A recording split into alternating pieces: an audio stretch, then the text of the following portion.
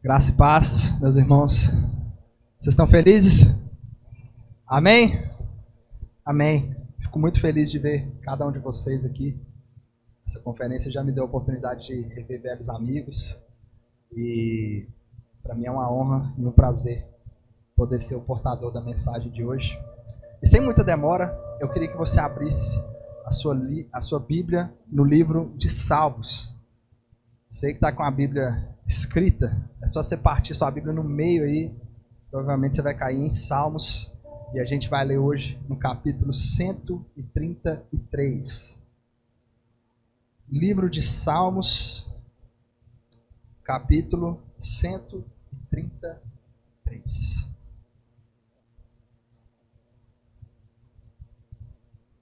Todos acharam? Amém? Aleluia. Salmo 133. Está escrito assim: ó, como é bom e agradável viverem unidos os irmãos. É como óleo precioso sobre a cabeça, o qual desce pela barba, a barba de Arão, e desce para a gola das suas vestes. É como o orvalho do Hermon, que desce sobre os montes de Sião. Ali o Senhor ordena a sua bênção e a vida para sempre. Amém? Você pode fechar os seus olhos mais uma vez? Senhor Deus, nós queremos te agradecer, te louvar, Senhor, por aquilo que o Senhor já começou a fazer nas nossas vidas. Nós queremos te agradecer por esse tempo, por essa oportunidade de sermos um. E nós clamamos pedindo, Pai, que a unidade ela possa restaurar, Pai, ser restaurada no seu sentido mais puro, Senhor. Que nós venhamos, Pai, a ser despertados para essa necessidade de sermos um, porque é através da unidade da igreja que o Senhor será conhecido como Filho de Deus. Jesus, que o Senhor possa despertar os nossos corações e que nós saiamos daqui transformados e tocados por Ti. Aleluia. Amém.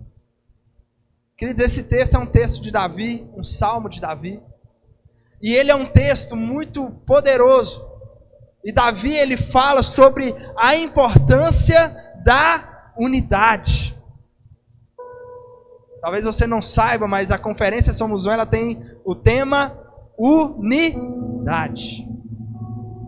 E queridos, esse texto de Davi, ele vai falar sobre como é bom e agradável que os irmãos vivam em unidade, em união.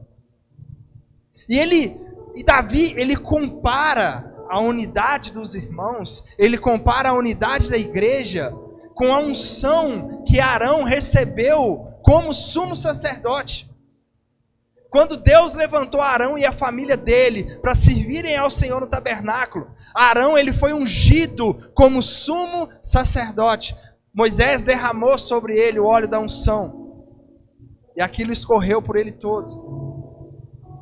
E Davi está falando assim, olha, assim como é precioso a unidade dos irmãos, é precioso tal qual o óleo, como a unção que desceu sobre a vida de Arão quando ele foi ungido como sumo sacerdote.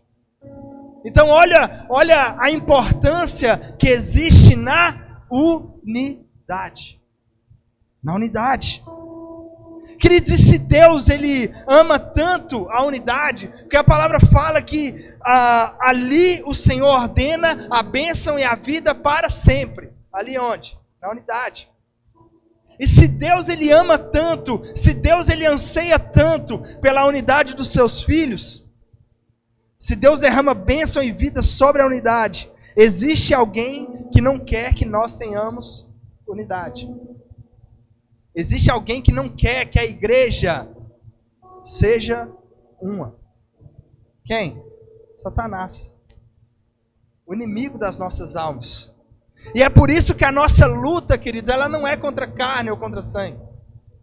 Quando você briga com a sua esposa, com seu marido, com seu amigo, você não tem que brigar com essa pessoa. A nossa luta não é contra carne e sangue, mas contra principados e potestades.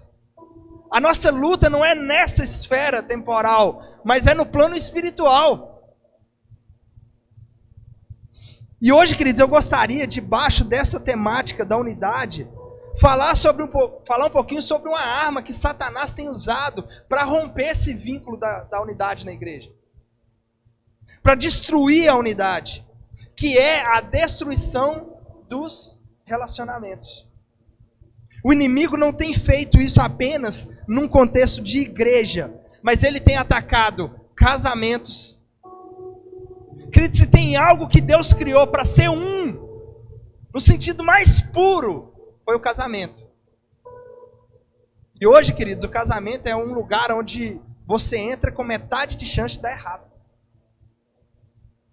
Você entraria num avião se ele tivesse metade de chance de cair? Alguém entraria? Faria essa loucura? Isso é o casamento hoje. 1 de cada 2 casamentos termina em divórcio. E tanto faz se você estiver dentro da igreja ou não. Queridos, o casamento ele foi criado para ser eterno.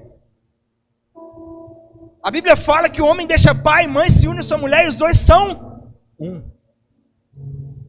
Mas isso tem sido corrompido.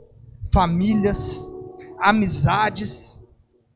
Queridos, se Deus ordena bênção e vida na unidade, se Jesus, ao orar ao Pai por nós, Ele poderia orar por qualquer coisa. Ele poderia ter pedido para você ser rico, para você ser santo, para você ser amoroso. Ele poderia ter pedido qualquer coisa ao nosso respeito. Mas Ele orou para que nós fôssemos um. Ele orou pela unidade. Querido, se Deus ama tanto a unidade, Satanás fará de tudo e mais um pouco para poder corromper aquilo pelo qual Cristo orou e pelo qual Ele morreu e deu a sua vida. E isso, queridos, eu posso dizer que isso é uma arte da guerra que Satanás tem feito. Às vezes nós esquecemos que a gente está em uma batalha. Às vezes nós esquecemos que nós estamos em guerra. Existe uma curiosidade sobre as guerras que já aconteceram nesse planeta, de que na Segunda Guerra Mundial foram-se usadas muito menos armas do que na Primeira. Por quê? Porque descobriu-se que muito melhor do que matar um soldado é feri-lo.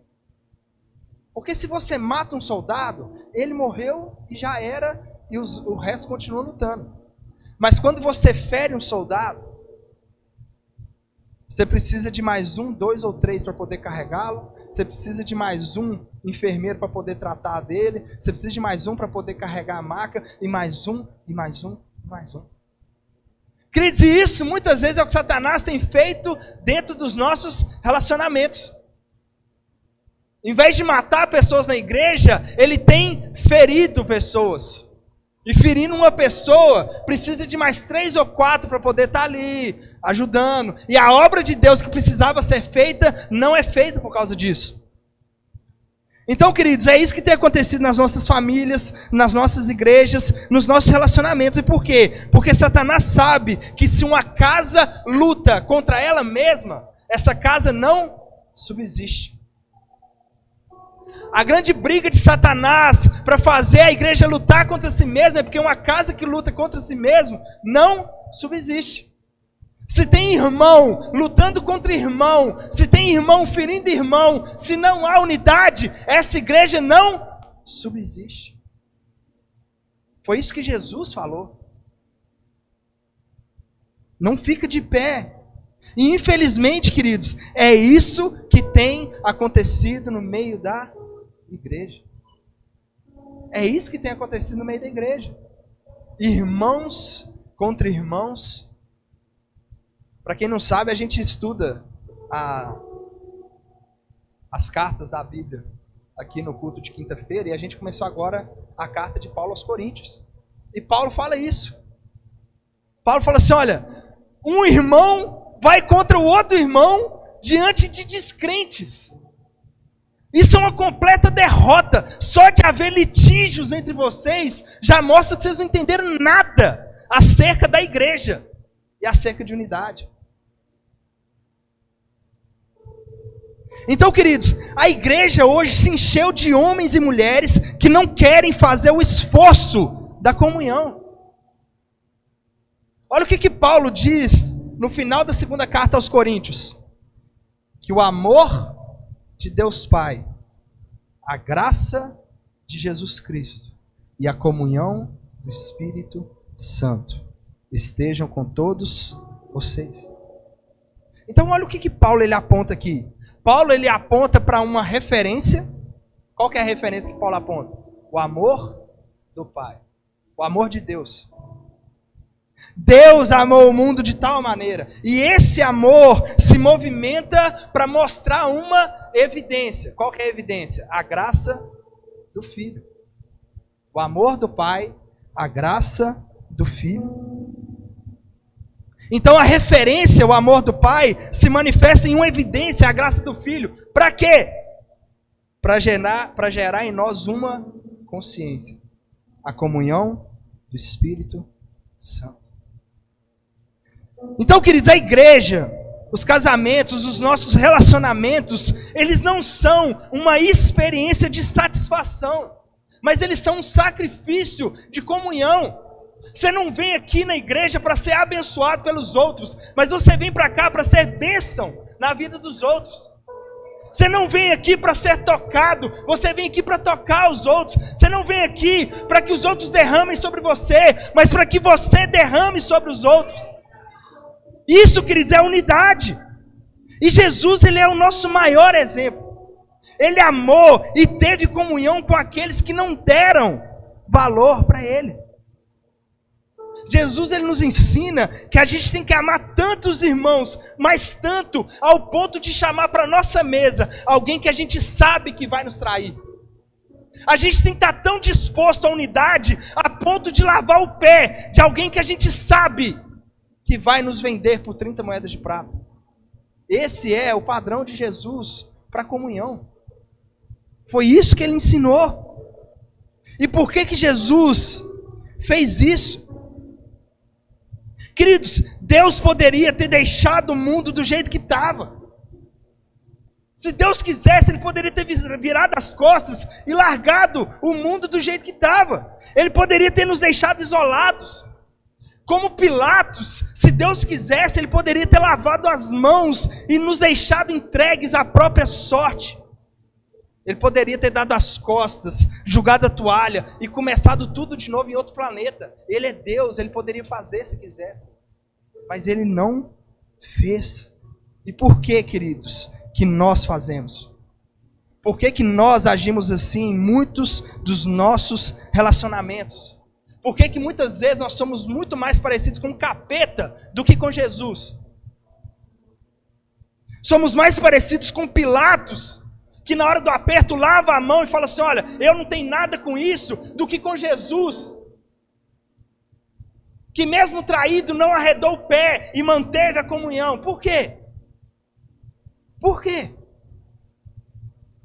Enquanto nós temos benefício, nós mantemos o relacionamento, mas a partir do momento em que o benefício acaba o amor.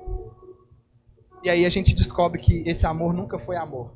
Na verdade, esse amor foi interesse. Homem, você que está aqui, sua esposa é ruim, aproveita para amar ela enquanto ela é ruim. Porque se ela virar boa, pode ser que você descobre que você não amava, que você era interesseiro. Mulher, a mesma coisa. Queridos, não foi para isso que o Espírito Santo foi derramado sobre mim e sobre você. O Espírito Santo, ele não foi dado para nos manter salvo, não foi para nos dar uma experiência arrebatadora dos sentidos, mas foi para nos capacitar para comunhão. Foi nos capacitar para a gente transbordar dele para os afetos, para a gente não se tornar estéril. Em Lucas 4, fala que Jesus, ele se batizou, ele foi batizado, o Espírito Santo desceu sobre ele, ele foi para o deserto, foi tentado, saiu do deserto, ele foi para Nazaré. foi para casa, o lugar onde as pessoas conheciam, um lugar onde estava a família dele. Ele entra dentro de uma sinagoga, ele abre no livro do profeta Isaías e fala assim: o Espírito do Senhor está sobre mim, e Ele me enviou para pregar a palavra do Senhor, para libertar o cativo, para curar o enfermo, para transbordar para os afetos. Eu lembro, queridos, da minha infância, eu devia ter uns 5, 6 anos, e a gente cantava uma música na igreja, que hoje eu fui parar para pensar, né? Eu falei assim, gente, eu nunca parei para pensar na profundidade da letra dessa música. Ela fala assim: e na força do Espírito Santo, nós proclamamos aqui, que pagaremos o preço de sermos um só coração no Senhor. E por mais que as trevas militem e nos tentem separar, com os nossos olhos em Cristo, unidos iremos cantar. Na força do Espírito Santo nós proclamamos que pagaremos o preço de sermos um só coração do Senhor. Por quê, queridos? Porque viver em unidade não é fácil. Viver em unidade não é fácil. Viver com o outro não é fácil. E por quê? Porque não tem que ser fácil. Se a Bíblia fala que assim como ferro afia o ferro, o homem afia o rosto do seu amigo, Deus não pode colocar alguém do seu lado que é exatamente igual a você. Não vai adiantar nada. Deus coloca pessoas diferentes, às vezes pessoas com dificuldade, às vezes pessoas problemáticas, às vezes você é o problemático. E Deus está falando assim, olha, vocês têm que fazer o esforço da comunhão. O esforço da comunhão. Deus, queridos, Ele quer restaurar relacionamentos aqui nessa noite. Deus quer restaurar a unidade de muitas casas e muitas famílias aqui nessa noite. E Jesus vai nos mostrar isso de uma forma muito, muito, muito prática. Jesus, Ele tem uma mania linda de recontar histórias de homens que não fizeram certo, de homens que andaram errado. E Jesus, Ele mostra na prática como se deve fazer o certo. Então, a gente tem, por exemplo, na Bíblia a história de Adão, que foi tentado no paraíso e caiu. Jesus vem e reconta essa história. Só que dessa vez agora ele vai para o deserto. E lá ele é tentado. E lá ele permanece santo. Para mostrar como que nós temos que fazer. E eu gostaria, queridos, hoje de contar 2 histórias para ilustrar a forma como nós fazemos e a forma que Jesus quer que seja feito. A primeira história é de um grande rei de Israel chamado Davi. Davi, ele é conhecido na Bíblia como o homem segundo o coração de Deus. E a maior característica de Davi, queridos, não era santidade, mas era humildade. Era alguém que reconhecia que era falho e era alguém que estava sempre aos pés do Senhor. Queridos, Davi era um homem que tinha uma pá de menino. Casou com um punhado de mulher. Então, assim, ele era rei. Muito provavelmente as mulheres não viviam no mesmo palácio. Cada uma vivia num palácio diferente, senão ia dar um B.O. E Davi, ele tinha uma pá de menino. E um desses meninos, um desses filhos que Davi tinha, era um jovem chamado Aminon. E um dia, esse jovem chamado Aminon, ele se apaixonou por uma moça chamada Tamar. Qual que era o problema? Essa moça era irmã de Aminon. Não era irmã por parte de mãe, mas era irmã por parte de pai. Os dois eram filhos de Davi. E a palavra fala que Aminon tramou uma cena lá e conseguiu ficar sozinho com Tamar. E estando sozinho com Tamar, ele violentou-a. Ele abusou de Tamar. Ele cometeu um estupro. Queridos, a palavra fala que Tamar tinha um irmão, que era daqueles irmãos bem ciumento. Aqueles irmãos que assim, se alguém encostar no meu irmão, mato.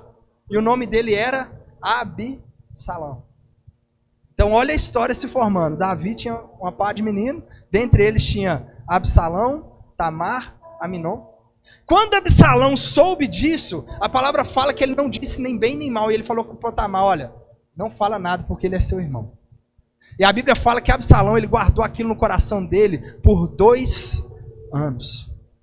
Depois de 2 anos, Absalão, ele convida os filhos de Davi com o intuito de matar Aminon. E ele mata.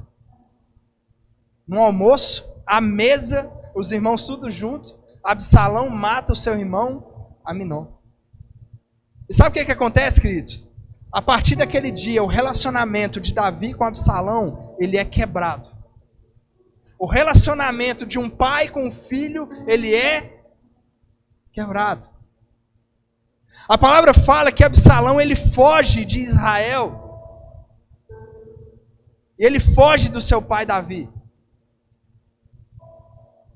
Depois de um tempo, um dos generais de Davi, um homem chamado Joabe, ele era o capitão do exército de Davi, ele convence Davi de trazer Absalão de volta. Ele convence Davi de trazer o próprio filho de volta. E Davi fala assim, tudo bem, pode trazer. Só que, queridos, Absalão volta e Davi não tem mais o quê? Contato com ele. A palavra vai falar que Davi, ele recebe Absalão de volta, mas ele, a partir daquele dia, ele não tem mais contato com Absalão. É esses perdão que a gente dá, sabe? Ah, eu perdoo, mas aqui, é eu aqui, você lá na sua casa. É eu aqui, você lá no inferno.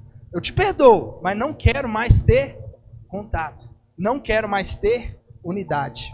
Não quero mais ter relacionamento. E é isso que acontece com Davi e o seu filho.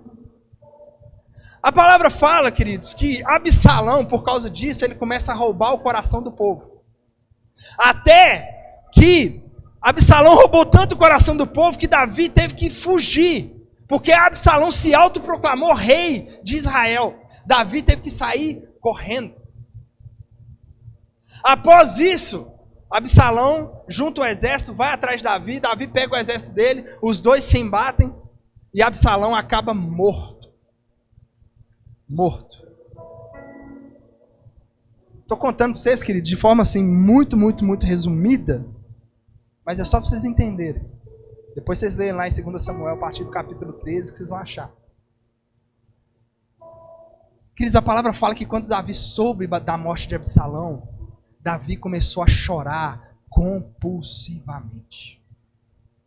Quando chegou para Davi o mensageiro dizendo assim, o exército do Senhor ganhou, e o jovem Absalão morreu. Queridos, a palavra fala que Davi chorou tanto, mas tanto, e ele gritava, Absalão, Absalão, meu filho, quem dera se eu tivesse morrido no seu lugar. Queridos, o choro de tristeza de Davi foi tão grande, que a palavra fala que a vitória daquele dia teve um gosto de derrota. Porque o exército olhou para Davi e viu o choro dele por causa do seu filho Absalão. Alguém que teve a oportunidade de restaurar um relacionamento. Alguém que teve a oportunidade de ter unidade, mas escolheu não ter. Escolheu guardar mágoa. Escolheu alimentar a ferida. Muitas vezes, queridos, nós somos como Davi nos nossos relacionamentos. A gente até perdoa aquele que nos causou algum mal, mas a gente não quer mais por perto. A gente deixa distante, a gente deixa em um lugar onde a gente consegue controlar. A gente tenta não frequentar os mesmos lugares, a gente tenta evitar o olhar, a gente não aceita ser comparado à pessoa que nos feriu. E infelizmente, como no caso de Davi, a morte chega e já não há mais chance para Deus restaurar o relacionamento. As brigas que a gente tem, as feridas que a gente faz, no momento da morte parece que tudo aquilo é esquecido. Aí você sabe o que acontece? Você chega no velório, tem um monte de gente com a boca de caçapa, aberto, chorando. No dia que estava vivo não fez nada, mas na hora que morre está lá no caixão chorando. Por quê? Por que a gente faz essas coisas? Davi era um homem segundo o coração de Deus, um adorador nato, mas que agiu como nós agimos. E ele pagou um preço alto demais. Pagou um preço alto demais. E Davi, queridos, ele seria o nosso exemplo. Se não fosse o Deus encarnado. Davi seria o nosso exemplo se não tivesse o Filho de Deus vindo à terra e nos ensinasse na prática a restaurar relacionamentos. Esse é o título da mensagem hoje. O Deus que restaura relacionamentos. A segunda história que eu queria contar para vocês, ela começa a ser registrada em Lucas capítulo 5. Quando Jesus ele conhece um homem chamado Simão. Essa história começa com Jesus se encontrando com um pescador chamado Simão. Simão Pedro. Queridos, todos aqui conhecem a história da pesca maravilhosa que Simão teve, do milagre promovido por Jesus na vida de Simão. E Simão foi uma dessas pessoas, queridos, que não largou nada para seguir Jesus. Porque é muito fácil quando a gente está todo ferrado na vida, quando não tem mais saída nenhuma para a sua vida, e Jesus vem e te chama e você vem. Você fala assim, eu não tenho mais nada a perder, eu vou. Jesus chega na vida de Simão, ele está cheio de dívida, todo problemático, aí Jesus pega e enriquece aquele homem, faz uma pesca nele que ia dar para suprir o ano todo. E depois dessa pesca maravilhosa, ele fala assim, vem. E Pedro larga tudo para seguir a Jesus. E ali começa um relacionamento. A gente já sabe da história que Pedro, ele foi assim, até a chegada de Paulo, ele foi o principal expoente dos apóstolos, daquele colégio principal. E queridos, Jesus, ele constrói com Pedro um relacionamento. Ele desenvolve com Pedro um relacionamento. Jesus traz Pedro como se fosse um filho para andar ao lado dele. Onde Jesus curava, Pedro estava. Onde Jesus andava, Pedro estava. Onde Jesus pregava, Pedro estava. Tudo Pedro estava envolvido. Pedro era um dos três que estava ali, mais próximo. Em todo lugar que Jesus estava, quem estava? Estava Pedro. Jesus vira e pergunta, quem dizem que eu sou? Ah, um profeta, Isaías, Jeremias, João Batista. E vocês? Quem tem a revelação? Pedro. Tu és o Cristo, o Filho do Deus vivo. Jesus, queridos, ele tinha tanta intimidade com Pedro, que ele falou com Pedro, arreda de mim, Satanás. Ele não estava falando que Pedro estava endemoniado, mas que Pedro estava com as intenções do maligno no coração, tentando poupar Jesus daquilo que Jesus deveria passar. Querido, se você falar para alguém assim, arreda de mim, Satanás, você tem que ter muita intimidade. Não é por nada, não. Você virar para um amigo seu e falar assim, arreda, capiroto. Eu lembro de um pastor que falou com a esposa, está repreendido em nome de Jesus todo espírito de Jezabel. Na hora ela pulou alto. Você está me chamando de endemoniada. Eu falei assim, esse ama muito a esposa. Se eu falar um negócio desse lá em casa, vai dar uma briga na certa.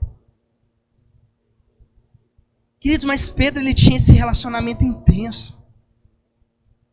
Pedro foi um dos que subiu ao monte com Jesus para ver a transfiguração. Pedro estava lá na noite do lava-pés. Não queria deixar Jesus lavar. Ele falou, se eu não lavar, você não tem comunhão comigo. Ele falou, então dá um banho. Dá um banho, lava tudo. Eu quero ter comunhão, eu quero ter intimidade, eu quero ter unidade. Pedro estava na ceia. Pedro foi o cara que quase matou um servo do sumo sacerdote, a espadada. Porque, queridos, Pedro não era o Zorro, tá? Ele não mirou a orelha do cara, não. Muito provavelmente ele tentou matar, mas o cara desviou e cortou a orelha. E Jesus foi lá e salvou ele. Enquanto Jesus curava, falou assim, ó, acha fora. E todos abandonaram Jesus aqui. Até o fatídico momento registrado no capítulo 22 do Evangelho de Lucas. Está escrito assim a partir do verso 54. Então, prendendo Jesus, levaram-no e o introduziram na casa do sumo sacerdote. Pedro seguia de longe. Quando acenderam um fogo no meio do pátio e se assentaram juntos, Pedro tomou lugar entre eles. Então Jesus foi preso, foi levado para a casa do sumo sacerdote, uma noite fria, contrariando totalmente a lei, porque naquela época ninguém podia ser julgado à noite, mas fizeram assim mesmo com Jesus. E Pedro ele senta ali ao redor de uma fogueira para observar o que estava acontecendo com seu amado mestre. Isso é que é amigo. Na hora que você é preso, na hora que você está passando assim pelo momento mais arrebentado da sua vida, ele está lá, sentado na fogueira te olhando ser escoteado. Uma empregada, vendo sentado perto do fogo, fixou os olhos nele e disse, este também estava com ele. Ô gente, você imagina Pedro machão. Pedro é aquele camarada que assim, era explosivo, era impulsivo, é o cara da espadada, é o cara que quer bater em todo mundo. Na hora que fala uma mulher, uma empregada, vendo sentado e fala, esse também estava com ele. Você imagina assim, Pedro vai falar, sou eu mesmo, e daí? Mas não. Mas Pedro negou, dizendo, mulher, eu nunca vi, não conheço, que eu? Dissimulado, cara de pau, não o conheço. Gente, Jesus estava a poucos metros dele. Ele estava vendo um amigo sendo chicoteado, um amigo sendo esmurrado, um amigo sendo molestado por aqueles acusadores. E sabe o que ele fez? Fingiu demência. Fingiu que não conhece. Fala assim, nunca vi na vida. Aí é como se Deus tivesse, vou te dar outra oportunidade, filho. Pouco depois, outro homem, ao ver Pedro, disse, você também é um deles. Mas Pedro disse, homem, eu não sou um deles. Tá doido? Nem conheço esse cara. Tendo passado cerca de 1 hora, Deus deu mais uma oportunidade para Pedro. Outro afirmou dizendo, com certeza, este também estava com ele, porque também é galileu. Mas Pedro insistiu, homem, não sei do que você está falando. E foi a terceira vez que Pedro negou Jesus. E logo enquanto Pedro ainda falava, o galo cantou. Então o Senhor, Jesus, ali, ajoelhado, sendo esbofeteado na cara, sendo acusado, o Senhor voltou-se e fixou os olhos em Pedro. E Pedro se lembrou da palavra do Senhor como ele tinha dito, hoje, antes que o galo cante, você me negará 3 vezes. E Pedro saindo dali chorou amargamente. Olha aí a ruptura no relacionamento. A gente tem alguém que Jesus cuidou, que Jesus abraçou, que Jesus pegou no colo. Alguém que tinha intimidade, queridos. A primeira coisa que Pedro fez quando conheceu Jesus foi levar ele para dentro de casa. Pedro não era aqueles crentes de culto, de igreja. Pedro era alguém que levou Jesus para dentro da sua intimidade, para dentro da sua casa. Mas o que acontece? Na hora de aperto, Pedro, ele nega Jesus. Queridos, a gente fala aqui que a gente não negaria Jesus por nada, e a gente é doido para alguém apontar uma arma para a nossa cabeça, e a gente ter essa oportunidade de morrer por causa de Jesus. Pedro viu o paralítico andar, viu o cego enxergar, viu o surdo ouvir, viu Jesus transfigurado. Tudo que você nunca vai ver na vida, talvez Deus te dê essa graça de ver, Pedro viu. Pedro viu Jesus andando sobre as águas. Pedro andou sobre as águas. Depois de ver aquilo tudo, você pensa assim, não tem como ele trair Jesus. Ele traiu. Ele traiu. Ele errou. E ele negou Jesus. Depois de 3 anos caminhando junto, comendo junto, andando junto, 3 anos de amizade com a encarnação do amor, Pedro nega Jesus. Pedro nega que conhece. Queridos, eu não sei o que aconteceu com os relacionamentos que você perdeu no meio do caminho, mas eu aposto que ninguém fez com você o que Pedro fez com Jesus. Eu aposto que você não passou na mão de ninguém o que Jesus passou na mão de Pedro, de ser deixado naquele momento mais crucial. O que fizeram comigo e com você, por pior que seja, nem se compara com o que Jesus passou.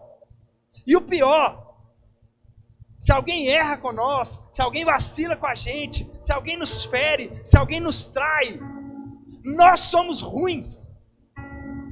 A gente não é merecedor de nenhuma dádiva, de nenhuma bondade, porque nós somos maus. Da mesma forma que outros erram com a gente, nós também erramos com outros. Mas Jesus não conheceu o pecado. Tolo algum se achou em sua boca. Ele era santo, ele não errou. Ele era imaculado. Ele nunca vacilou com Pedro.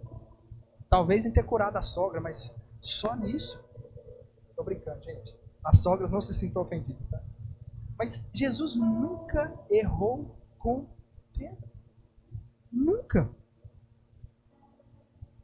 Você já passou por isso? Confiar tanto em alguém e ser decepcionado, ser traído no momento em que você mais precisava. Se você já passou por isso, eu quero te falar que Jesus também passou. E passou muito pior do que nós passamos. E Ele quer nos ensinar a restaurar relacionamentos essa noite. Ele quer nos ensinar a restaurar relacionamento para que tenhamos de fato uma unidade verdadeira. Não é possível ser um com relacionamentos trincados, com maledicência, com fofoca, com traição. Não é possível. Que unidade é essa? Queridos, Ele é o Deus que restaura relacionamento. E Jesus e João nos conta como foi isso. No capítulo 21 do seu evangelho, no verso 1, fala assim: depois disso, Jesus se manifestou outra vez aos discípulos junto ao mar de Tiberíades. Foi assim que ele se manifestou. Estavam juntos Simão Pedro, Tomé, Natanael, os filhos de Zebedeu e mais 2 discípulos de Jesus. Então aqui nós temos Pedro voltando lá para o início do relacionamento dele com Jesus. Pedro conheceu Jesus onde? No mar. Num barco. Foi lá que Jesus chamou Pedro pela primeira vez. E Jesus ele monta essa cena toda especial. Simão Pedro disse aos outros: vou pescar. E os outros responderam: nós também vamos com você. Foram, entraram no barco, mas naquela noite não pegaram nada. Passaram a noite toda pescando, a semelhança da primeira vez que Jesus se encontrou com Pedro, mas não pegaram nada. Ao romper do dia, de manhãzinha, Jesus estava na praia, mas os discípulos não reconheceram que era ele. Então Jesus lhe perguntou: filhos, será que vocês têm alguma coisa para comer? Eles responderam: não. Então disse Jesus: jogue a rede à direita do barco e vocês acharam. A mesmíssima coisa que Jesus tinha dito a Pedro no dia que conheceu Pedro: joga a rede do outro lado e você vai achar peixe. Assim fizeram e já não podiam puxar a rede, tão grande era a quantidade de peixes. E o discípulo a quem Jesus amava disse a Pedro: é o Senhor, Pedro. É Jesus. É o Filho de Deus. É aquele. Você traiu? Você negou? É Jesus, está ali na praia. Queridos, eu consigo imaginar a emoção de Pedro. Porque a palavra vai falar que Pedro, do jeito que ele estava, ele pulou no mar e foi nadando. Ele não quis nem esperar o barco chegar até a praia. Simão Pedro, ouvindo que era o Senhor, cingiu-se com a sua túnica, porque tinha tirado a roupa, e lançou-se ao mar. Ele queria tanto ver o Senhor, que ele não esperou o barco encostar. Eu vou nadar aqui e vou nadar até a praia. Ao saltarem em terra, viram ali umas brasas com peixe por cima, e também havia pão. Então olha Jesus, ele construindo uma cena aqui, para ele poder restaurar o relacionamento com Pedro. Ele pega Pedro no mar, pescando, não pescou nada, manda jogar do outro lado.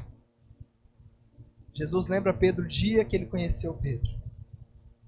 E agora, quando Pedro sai do mar, Jesus traz à tona o dia que Pedro traiu Jesus. Jesus fez uma fogueira. Aquela mesma fogueira na qual Pedro tinha traído. Jesus faz uma fogueira. Jesus disse a eles: venham comer.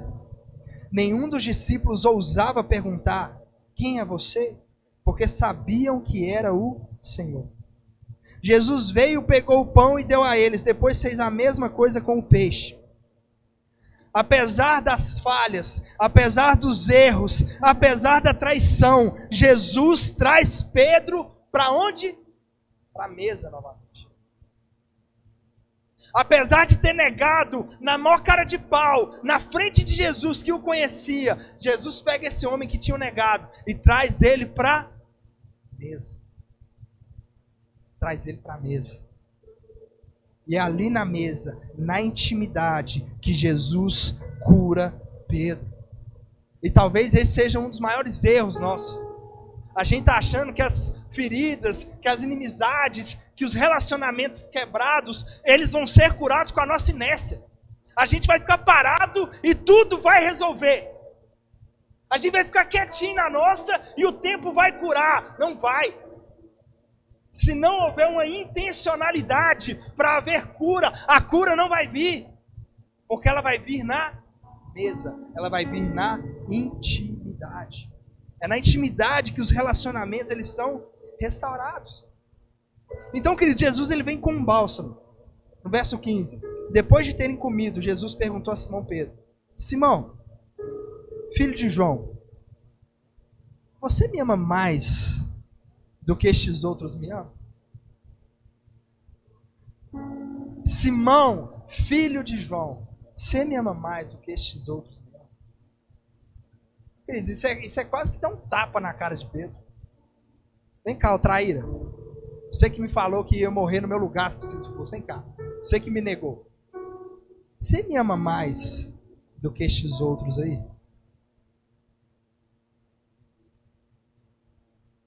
E ele respondeu: sim. O Senhor sabe que eu o amo. Jesus lhe disse: apacenta os meus cordeiros. Jesus, não satisfeito, Jesus perguntou de novo: Simão, filho de João, você me ama? Ele respondeu: sim. O Senhor sabe que eu o amo. Jesus lhe disse: pastorei as minhas ovelhas. Querido, Jesus poderia ter parado na segunda vez. Na segunda já estava bom, ele já tinha respondido. Mas não. Jesus pergunta mais uma vez. Pela terceira vez Jesus lhe perguntou: Simão, filho de João, você me ama? A palavra fala que Pedro ele ficou triste, ele ficou abatido por Jesus ter perguntado pela terceira vez: você me ama? E ele respondeu: o Senhor sabe todas as coisas. O Senhor sabe que eu amo. Jesus lhe disse: apacenta as minhas ovelhas. Queridos, Jesus agora ele está restaurando o relacionamento com Pedro. É como se Jesus estivesse falando assim: filho, se você me negou 3 vezes, eu estou aqui 3 vezes para te falar que eu te amo, que eu não abro mão de você, que eu não abro mão da sua vida, que eu quero ter intimidade e relacionamento com você. E esse texto, queridos, ele esconde algo que no português a gente não consegue muito identificar. O grego, que é a linguagem que foi escrita no Novo Testamento, ele tem tipo de amor diferente. Aqui, do jeito mesmo tanto que a gente ama um gato, a gente ama a esposa, ama carne, churrasco, sushi, é tudo o mesmo amor. A gente sabe que não é, mas a palavra amor só tem uma. Quando Jesus vira para Pedro e pergunta: Pedro, tu me amas? Ele usa a palavra ágapas, que é o mesmo que ágape, que é o amor mais top de todos. É o amor sacrificial. E Pedro responde: eu te amo, filéu. Que é um amor assim: eu gosto de você. Então Jesus vira para Pedro: Pedro, tu me amas? Você me ama de todo o coração, Pedro? Eu gosto de você. Na segunda vez Jesus pergunta de novo: Pedro, tu me amas? Ágape, sacrificialmente? Pedro falou: eu gosto de você, Senhor. Na terceira vez, queridos, da pergunta, Jesus, ele abaixa o nível do amor. Jesus fala assim: Pedro, tu me filéu? É como se Jesus estivesse falando assim: Pedro, eu sei a tua limitação. Eu sei que você não consegue me amar ainda do jeito que você deveria amar. Pedro fica triste e responde assim: Senhor, o Senhor sabe de todas as coisas. O Senhor sabe que eu gosto de você. O Senhor sabe que eu não te amo tanto assim. O Senhor sabe que o meu amor por você deveria ser muito maior do que é. Mas eu não te amo tanto assim. Querido, Jesus não esperava correspondência. Muitas vezes na vida, os nossos relacionamentos eles são baseados em correspondência. A gente só dá para os outros aquilo que os outros dão para nós. A gente só faz para os outros aquilo que os outros fazem para nós. Mas Jesus está querendo quebrar isso essa noite. Jesus não nos amou porque nós tínhamos algo para oferecer para Ele. Jesus não nos amou porque nós fizemos algo de bom para Ele. Nós não fizemos absolutamente nada para merecer o amor dEle por nós. Por que então que a gente cobra isso dos outros? Por que as pessoas têm que se esforçar para ser amadas por nós? Por que as pessoas têm que fazer coisas para nós, para receber do nosso amor? Se o nosso mestre, se o nosso exemplo, ele não pediu nada em troca. Ele não pediu generosidade, ele não pediu boa ação, ele não pediu nada. Ele nos amou. Ponto. Enquanto éramos pecadores perdidos, ele nos amou. Meus amigos, olha o amor que Jesus transmite em suas palavras. Eu sei que tem muitas pessoas aqui hoje com relacionamentos feridos. E hoje está sendo colocado diante de você 2 escolhas. Hoje está sendo colocado diante de você 2 posições.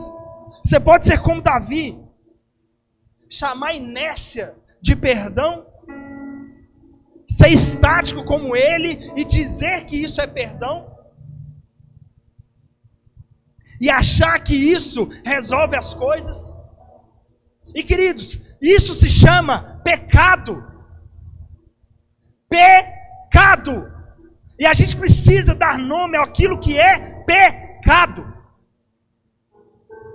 A palavra diz: aquele que sabe o que deve fazer e não faz, nisso está pecando.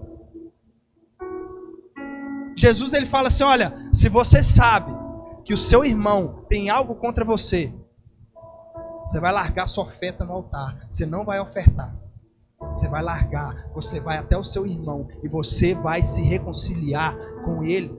Não adianta vir ofertar, não adianta vir aqui dar pulo, não adianta vir aqui e fazer um monte de coisa se você não está em dia com o seu irmão, porque é impossível amar a Deus que nós não vemos se nós não amamos os irmãos a quem nós vemos.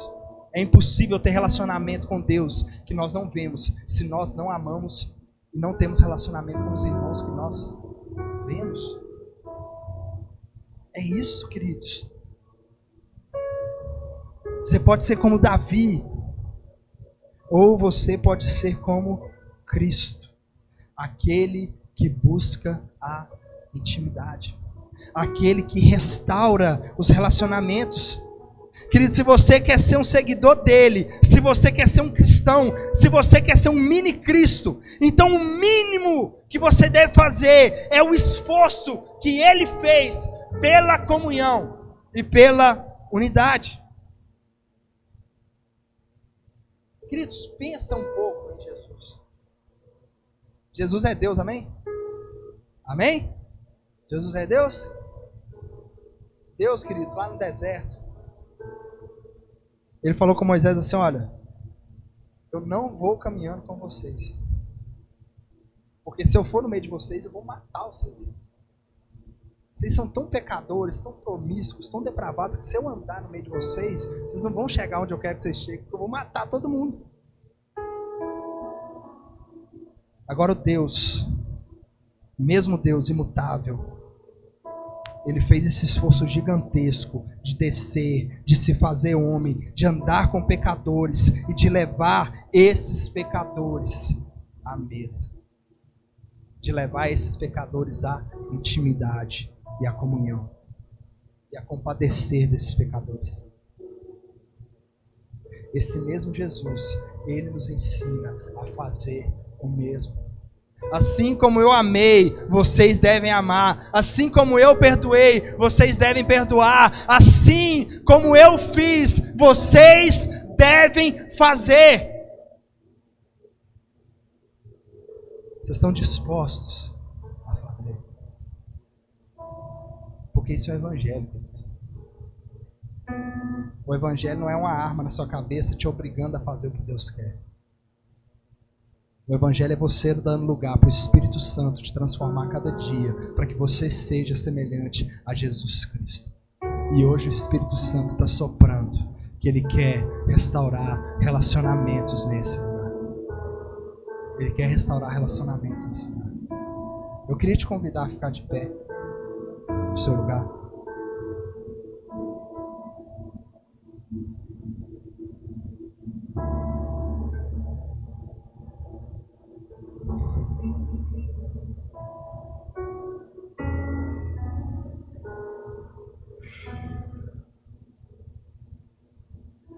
Queridos, eu não sei como é que você entrou aqui essa noite.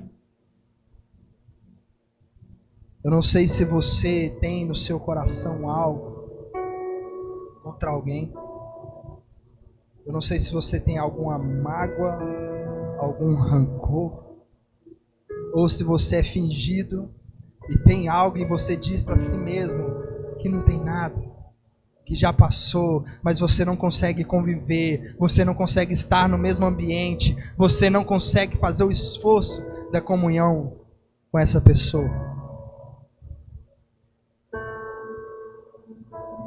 O que eu sei, queridos, é que se Jesus te trouxe aqui nessa noite, se Ele te tocou com essa palavra, é porque Ele está querendo curar e restaurar relacionamentos em sua vida. Curar e restaurar relacionamentos em sua vida. Talvez seja com o pai, talvez com a mãe, talvez com o irmão, com o cunhado, não sei. Mas eu sei que Deus, Ele quer restaurar relacionamentos aqui nessa noite. Querido, Jesus, Ele não esperou quem errou vir atrás. Ele não dependeu de nós para nos amar e dar a vida por nós. Ele tomou a iniciativa de vir atrás de nós. Ele tomou a iniciativa de buscar o relacionamento. Ele tomou a iniciativa de buscar a intimidade, a comunhão, a unidade. Senhor Deus, e é isso que nós queremos fazer essa noite.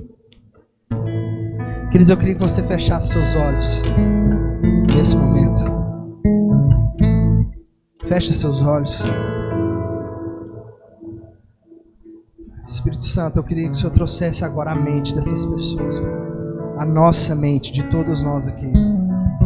Se existem pessoas, Pai,